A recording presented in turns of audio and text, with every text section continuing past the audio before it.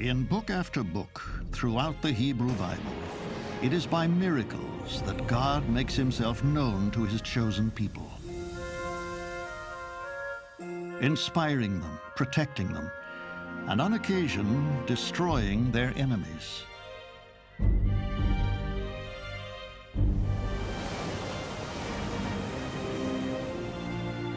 Why then does the Bible never use the word miracle in describing these spectacular events? Are the miracles of the Bible merely stories, or did they actually occur? And can they be explained scientifically? Plague number 1, the Nile turning to blood. Well, it's not literal blood. The Nile turns red, and the red is the crimson tide, the red algae, carrying the anthrax bacterium. Why is Moses, perhaps the greatest worker of miracles in the Hebrew Bible, punished by God for miraculously drawing water from a rock? If miracles are so integral and glorious a part of the Bible, why is magic forbidden? And what is the distinction between magic and miracle? Why did the time of miracles draw to an end? Why does God no longer make his presence known by direct intervention? Or does he? These are but a few of the mysteries of the Bible.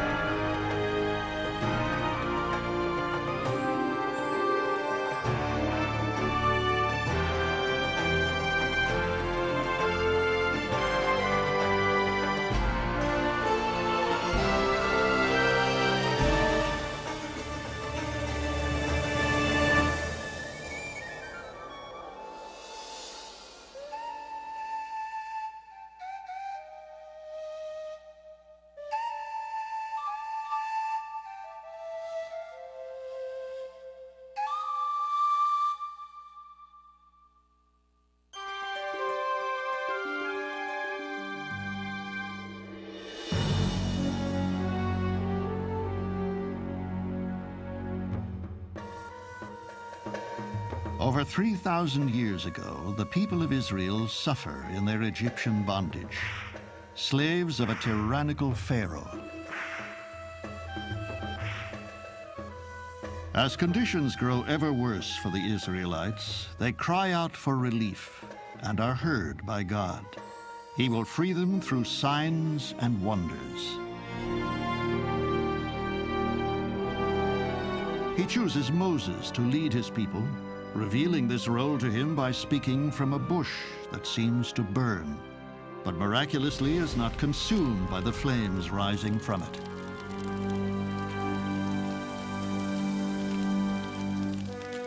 Soon after, God tells Moses that he and his brother Aaron must go to mighty Pharaoh to demand freedom for the chosen people. But will Pharaoh receive them? If Pharaoh says to you, "Identify yourselves by a miracle," then tell Aaron to take his staff and throw it down in front of Pharaoh, and it will become a snake. Exodus 7:9.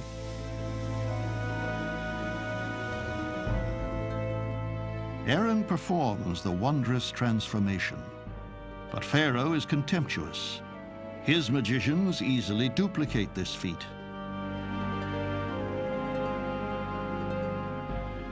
There is an Egyptian conjuring trick on record. It's where the enchanter has a snake that he has hypnotized. And in its hypnotic state, the snake is rigid. And then when he touches the tail of the snake becomes pliable again and wakes up and moves. But Pharaoh's satisfaction is shaken by what happens next, something his magicians cannot duplicate or explain. Each one of them threw down his staff, and they became snakes. But Aaron's staff swallowed theirs. Exodus 7, 12. The snake of the Israelites swallowing the snakes of the Egyptians is clearly a miracle, and a warning Pharaoh would do well to heed, but he does not. The people of Israel remain slaves of Egypt. Now God demonstrates his power and his wrath with a miracle that for the Egyptians is a devastating calamity. He orders Moses to touch the Nile with his staff. Instantly, the mother of all rivers, which nourishes Egyptian civilization, turns to blood.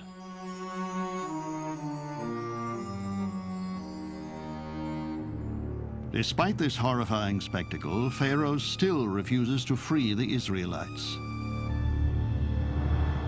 Again, God strikes, and Egypt is overrun by a grotesque infestation of frogs.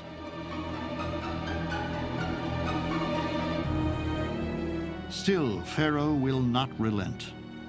And so God sends disaster after escalating disaster to ravage Egypt. Insect armies pillage the land, leveling crops. Lethal hailstorms torment people and livestock. A deadly disease races through the cattle herds. The people themselves suffer and die a torturous death from excruciating boils. Finally, the daytime sky turns black. With the plagues, the Lord attacks not just Pharaoh and his people, but their gods, including Osiris, the god of the Nile, Geb, god of the land, and their supreme deity, Re, god of the sun. And now the 10th and last plague attacks the Egyptians' god on earth, Pharaoh himself. He is considered divine. So too is his firstborn son, the heir to the throne. Pharaoh's son dies, as does the firstborn child of every Egyptian. Did these plagues actually occur, or are they merely stories, invented many years later? So biblical writers, let's say, were very interested in the idea of miracle, because miracles are a way to convince human beings, to convince the people of Israel that God is acting, that God is interested in them. Modern investigators believe the plagues may very well have occurred, perhaps as manifestations of anthrax, a deadly disease common in marshy areas. Plague number 1, the Nile turning to blood. Well, it's not literal blood. The Nile turns red. And the red is the crimson tide, the red algae, carrying the anthrax bacterium. One of the first things the anthrax-laden algae will do is it'll kill the fish. Now, as most folks know, frogs lay eggs by the tens of thousands. There are no longer any natural predators for those millions and millions of frogs' eggs. And so the natural result is that they hatch in vast numbers. They denude the banks of the river of their natural food supplies, and soon they die in vast numbers. The next natural link within the ecosystem will be the gnats and flies that consume the bodies of dead animals. The cattle, perhaps bitten by these insects, begin to perish of the anthrax disease. Now, anthrax is characterized by boils on the skin, infectious boils, and lesions in the lungs. And so eventually this plague on cattle leads to boils on human beings, and eventually perhaps killing vast numbers of Egyptians. But if the plagues are purely natural events, what is the explanation for one particular significant detail? The one that makes me stop and think deeply is the death of the firstborn. all the other 9 plagues, they come together in a series. But the death of the firstborn leaves me saying that must be a miracle. What disease would strike down just a boy or a girl who was the first out of, say, 3 children or 5 children? With the death of his son, the anguished Pharaoh finally relents. The people of Israel are finally free to go to the land promised them by God. For many scholars, even if the deaths of the firstborn can someday be explained scientifically, the plagues are made miraculous by their occurrence at just this moment in history. There are attempts to explain away the occurrence of the 10 plagues as just a luck of timing. But we can clearly see God's presence in the remarkable conjunction of events that liberated this tiny, powerless people from the most mighty empire in the world at the time.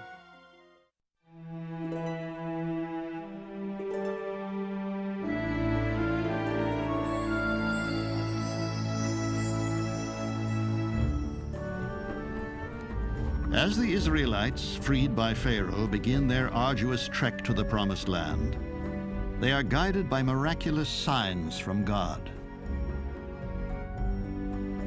The Lord went in front of them in a pillar of cloud by day to lead them along the way, and in a pillar of fire by night to give them light. Exodus 13:21. All of a sudden, they are free. There is no authority there. They are in the wilderness. And you have to show them that there is somebody who leads them. This is God who leads them. So the pillar of fire and the pillar of cloud are the symbols of God's presence. But the people of Israel are in grave danger, because Pharaoh's grief has given way to rage. He commands his army, led by 600 chariots, to race after the fleeing slaves and recapture them. The Israelites are trapped, their way blocked by an impassable sea.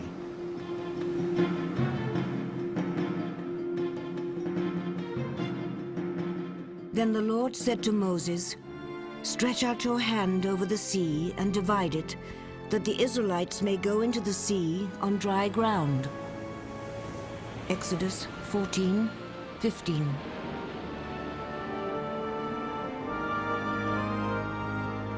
Wondrously, the waters part, and thus the children of Israel cross to safety. But the pursuing Egyptians are not far behind. Again, the Lord tells Moses to raise his staff. Now the sea rushes back, and the Egyptians are swept to their deaths.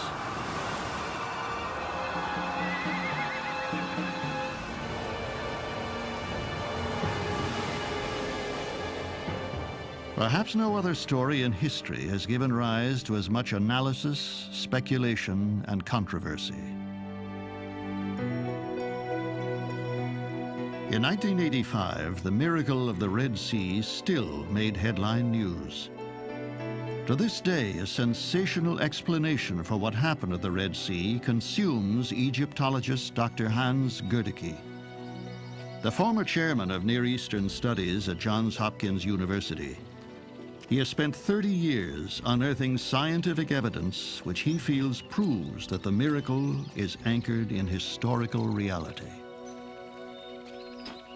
So I would say the Bible does reflect historical events. They are not verbatim, but there is an historical nucleus, and for me as a historian, the job is to get to the nucleus.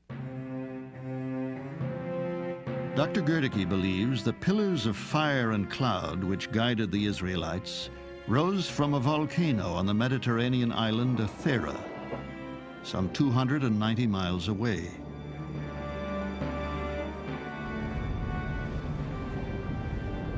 Modern volcanologists calculate that the volcano on Thera spewed columns of fire and smoke more than 50 miles into the sky.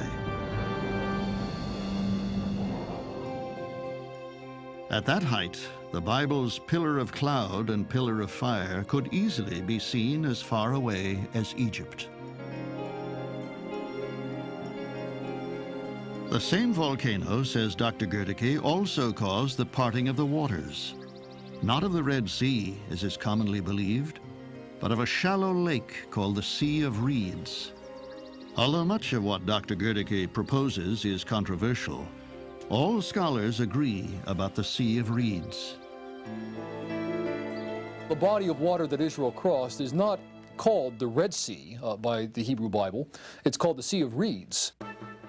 The Sea of Reeds is thought to be one of a string of shallow lakes lying 175 miles northwest of the Red Sea.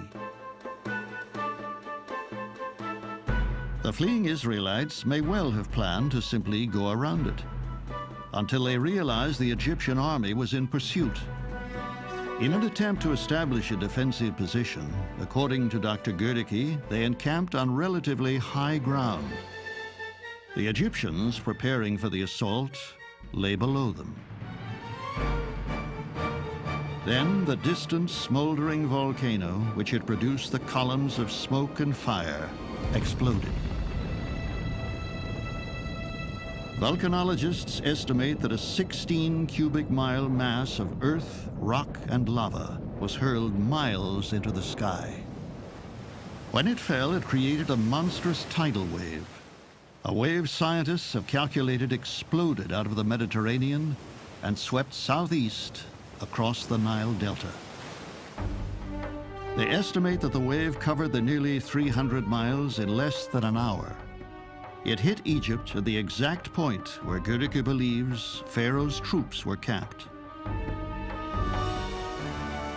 As the Egyptians fled before it, the Lord tossed the Egyptians into the sea.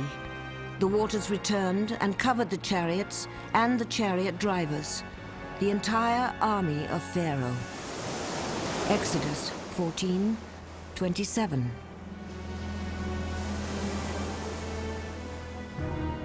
Because the Israelites are still encamped on the high ground, they are unharmed, free to resume their journey to the Promised Land.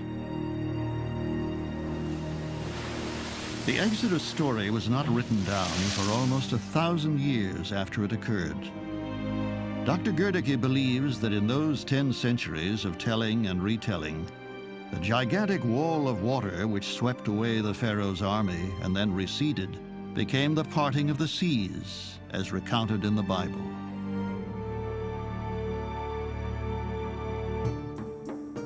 Some critics say that the volcanic eruptions do not coincide with the accepted dates for the Exodus. But again, whatever the cause, it is the precise timing of the receding and returning waters that marks them as miracles. God's direct intervention in the history of his chosen people. The great Exodus, which begins with these miracles, will end with one having tragic consequences for the worker of miracles, Moses. Early in their great journey deep in the desert wilderness, the people of Israel find themselves desperately short of water. At God's direction, Moses strikes a rock with his staff, and water pours forth.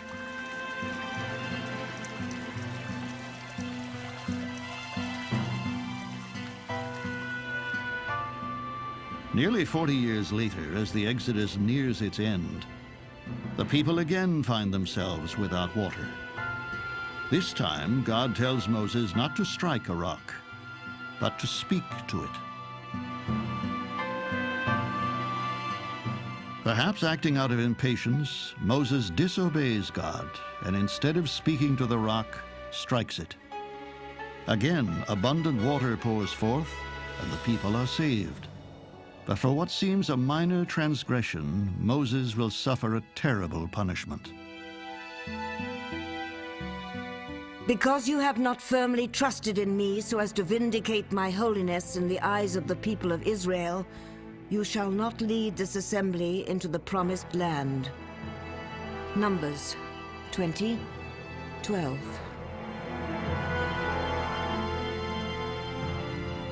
Moses is denied anything more than a tantalizing glimpse of the promised land. He will never actually set foot upon it. The story contains a powerful warning for humanity. When Moses strikes the rock instead of speaking to it, there's very definitely an attempt on his part to step in and present himself as the miracle worker. God takes it as a direct assault upon his own holiness, upon his own character as the giver of miracle. And so here Moses himself is crossing the line from miracle worker to magician, and God will not permit that. Miracle is the act of God. Miracle is an expression of God's just rule. You see how the emphasis is switched from God to humans when we move from miracle to magic.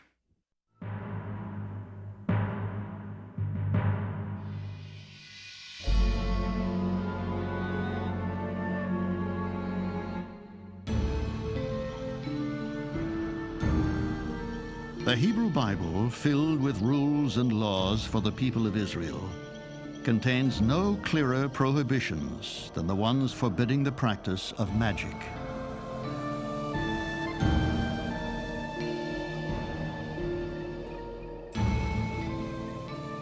There must not be found among you anyone practicing divination or soothsaying, or observing omens, applying sorcery, a charmer, a medium, wizard, or necromancer. For all who do these things are offensive to the Lord. Deuteronomy 18:10.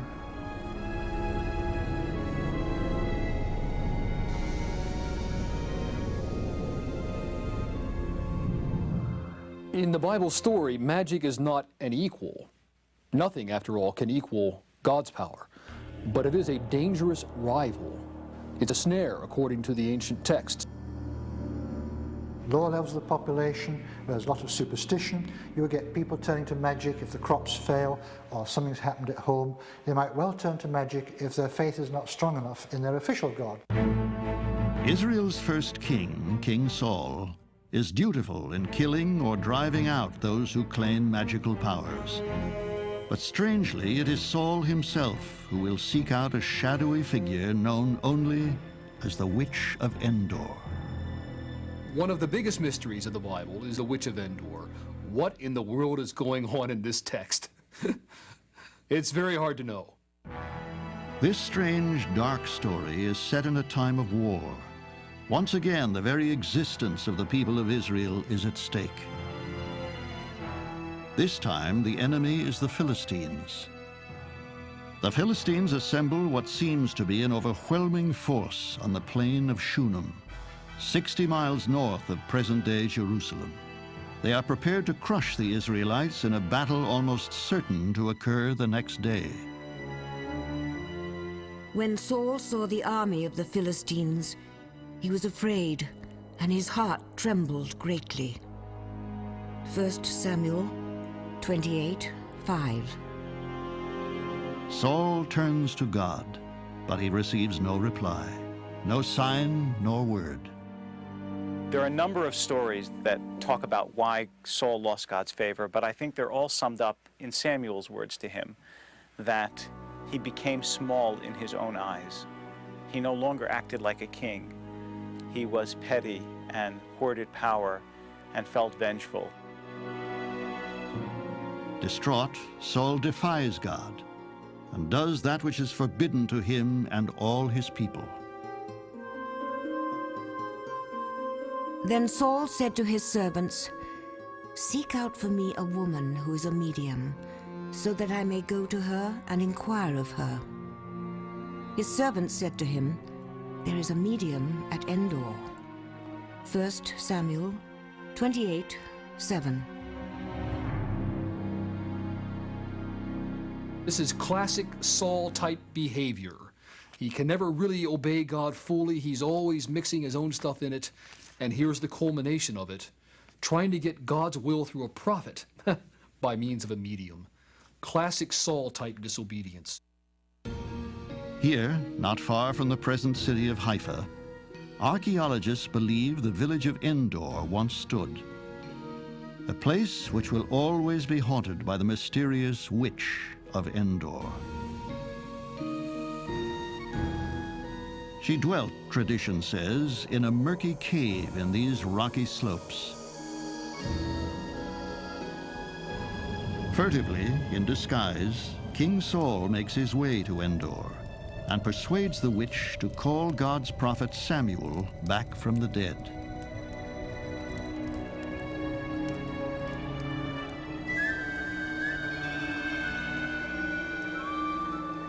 Perhaps because such practices are forbidden, the Bible does not describe how the witch summons Samuel, but suddenly his ghost appears.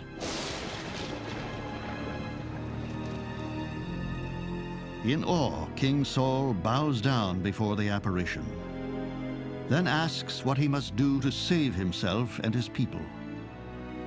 Samuel responds with a chilling and final prophecy. The Lord will give Israel, along with you, into the hands of the Philistines, and tomorrow you and your sons shall be with me. 1 Samuel 28:19. Less than 24 hours later, on the battlefield at Shunem, the once great King Saul, selected by God himself to be the first king of the Israelites, lies dead, impaled upon his own sword, as foretold by the spirit of Samuel. A puzzling question prevails. Knowing he was going to be killed and the battle lost, why didn't Saul withdraw to fight another day? On the one hand, Saul made a mistake, a terrible mistake. He has to die. On the other hand, the Bible wants you actually to like Saul, to appreciate Saul, even to adore Saul. He made a mistake, yet he's a king, and he knows how to approach his death, how to face his death, and he does it in a very dignified way. For thousands of years, the Witch of Endor has intrigued readers of the Bible. Was this a hoax, or was the witch a genuine medium? Was she human at all? Many theories have been attempted, proposed, among them that it's a demon. Another, that the witch is merely a manipulator, a fraud.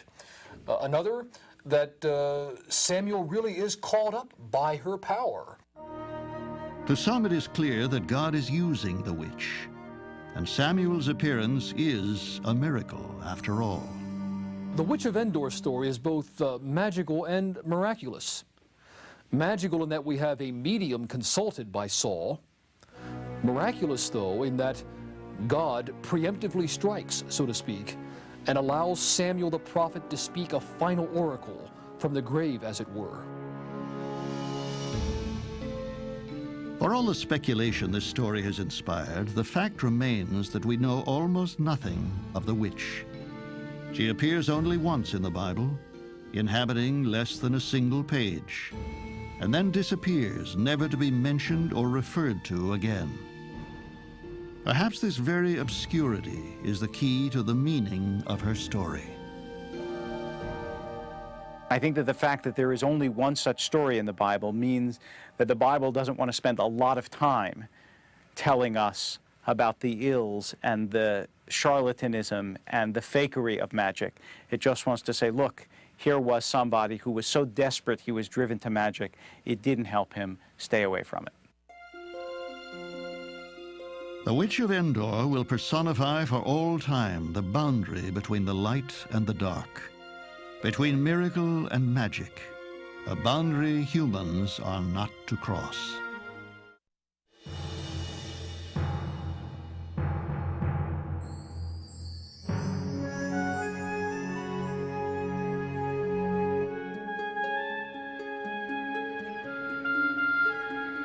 Despite the Bible's prohibitions against rituals and spells, in the years following the death of Saul, the people of Israel persist in the practice of forbidden magic.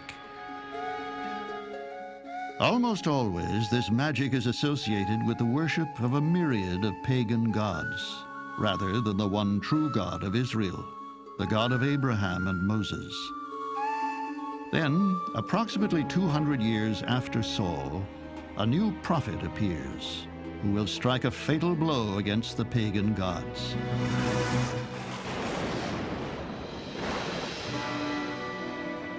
His name is Elijah.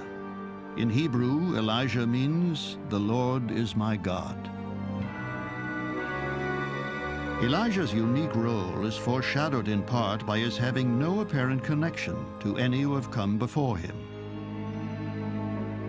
Most people in the Hebrew Bible are introduced by means of the patronym, that is the name of their father. So it's so-and-so, son of so-and-so. We don't have that for Elijah. All we have is that he's identified as Elijah the Tishbite. Now, Tishbite might mean settler. So here we have this guy arriving with no patronym, no family identity, but arriving full-grown as a prophet.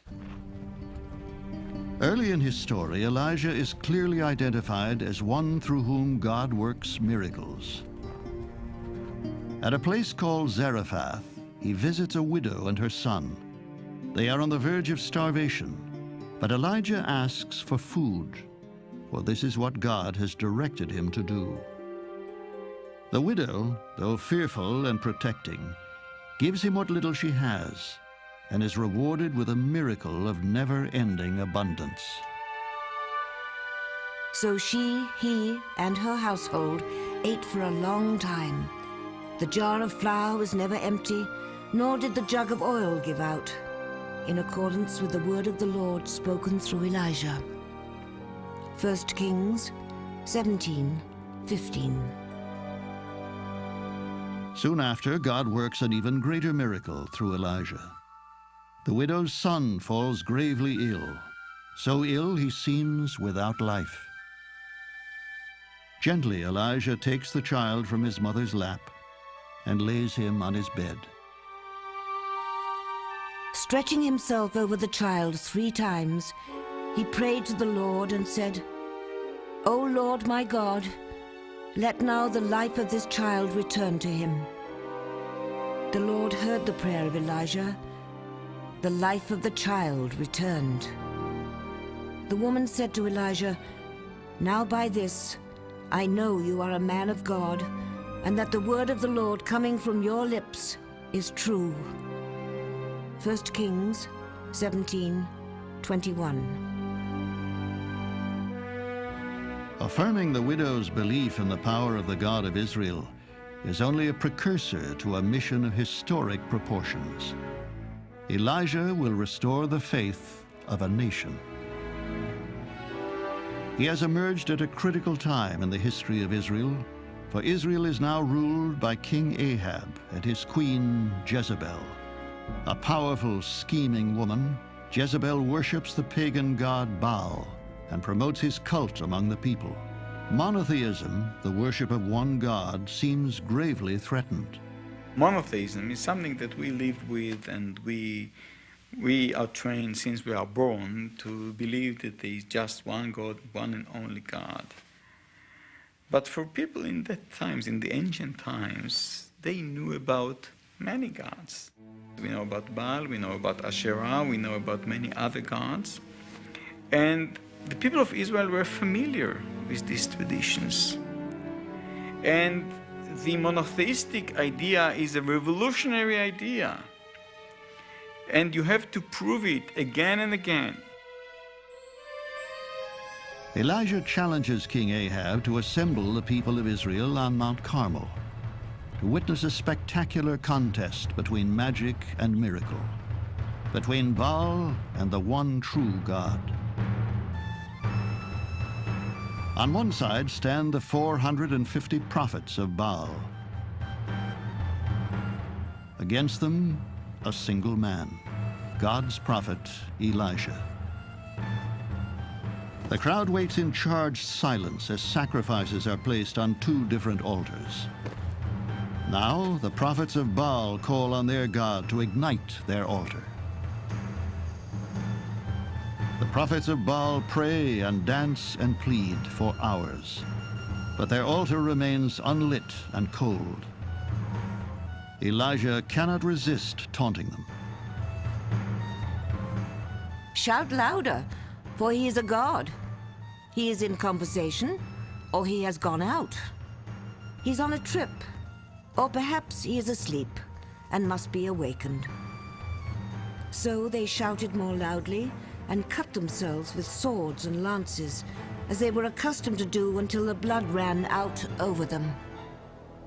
1 Kings 18:27. Now Elijah orders his own altar to be soaked with jars of water. Then he calls upon the Lord, God of Abraham, Isaac, and Israel, to ignite it. Then the fire of the Lord fell and consumed the offering, the wood, the stones, and the dust.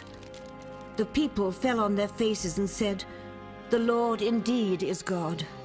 The Lord indeed is God." 1 Kings 18:38.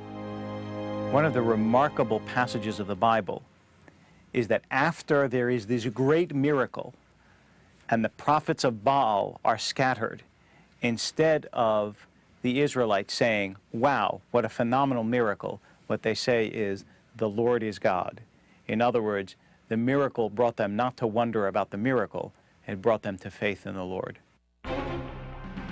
The episode ends in blood. At Elijah's command, the prophets of Baal are rounded up so that Elijah personally can slaughter them all. Ahab's queen, Jezebel, insane with fury, swears that within 24 hours, Elijah will lie dead.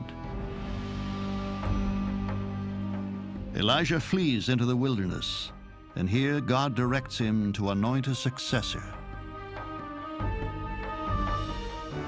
Soon after Elijah fulfills this command, a miraculous chariot of fire appears, and Elijah is carried off into the heavens. Many readers of the Bible believe this ascent does not mark Elijah's death and is merely the precursor to another, greater miracle, for which the world still waits. The reason in the Bible why Elijah doesn't die, at least according to the Jewish tradition, is that it is Elijah who will return to announce the coming of the Messiah.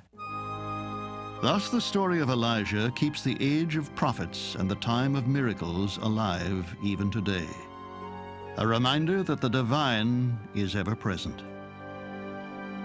And there is a strain of belief that says that not only did Elijah not die, but Elijah is here among us and has been for thousands of years, and that the person you talk to, your neighbor, the person at the next desk at work, the person who pulls up next to you at a red light, any of those people could be Elijah, ready for you to treat them in such a way that you will evoke the coming of the Messiah, who could come at any time.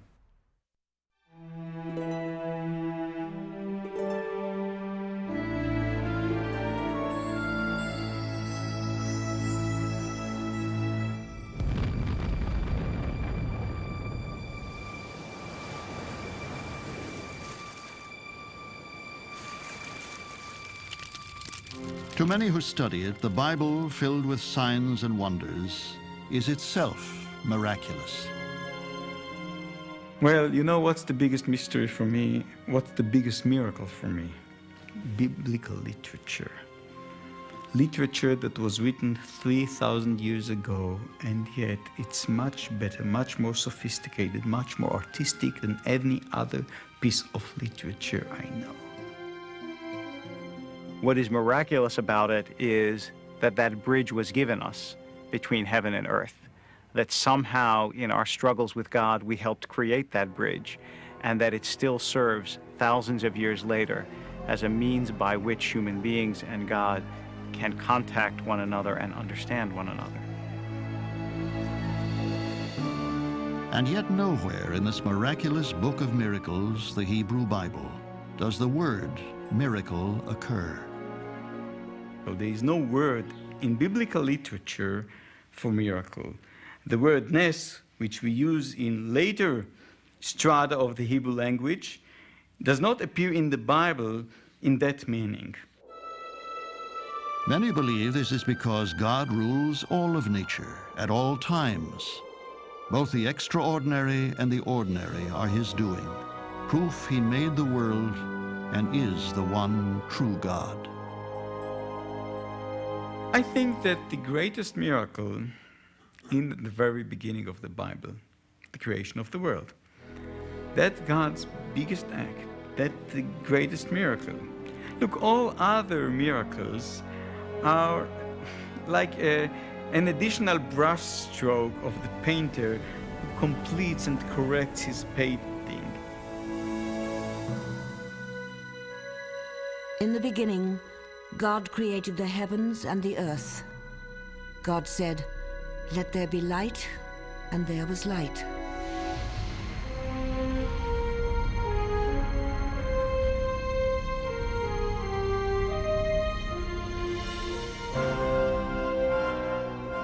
And God said, "Let the waters under the sky be gathered together into one place, and let the dry land appear."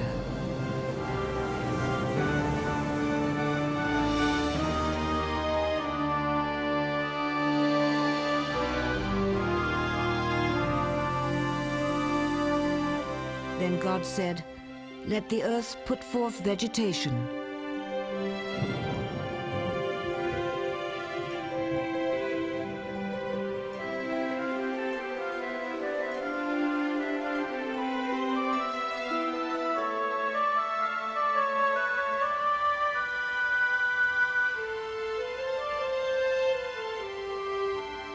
Let the earth bring forth living creatures of every kind.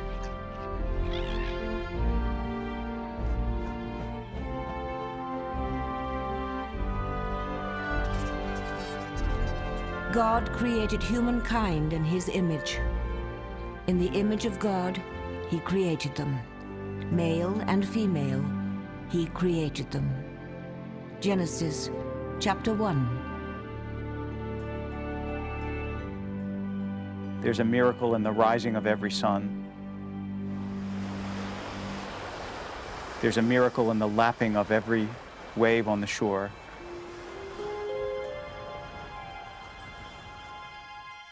There's a miracle in every star-sown night. The question is not whether they're miracles, but whether, because those miracles are with us every day, our senses become dulled and we don't see that what God has done for us is astonishing and extraordinarily beautiful. And yet our time is clearly different from that in which the stories of the Bible occurred. Why does God no longer speak to prophets or communicate with humanity through extraordinary events? Why, some ask, does God seem sometimes to hide from us? As a great rabbi once said, it's not that God abandoned us, but that God teaches us faith the way a parent teaches a child to walk. At first, you stand with the child, but as the child gets older, you move further and further away in the hope that the child will learn to walk to you. I think God eventually started to give us more and more room. God stepped back. I think God said to us, look, you know the basic rules now. Now you have to be grown-ups. And that's hard, because then you don't have God's presence at your right hand. But it also is necessary for human beings if we're ever going to be more than children.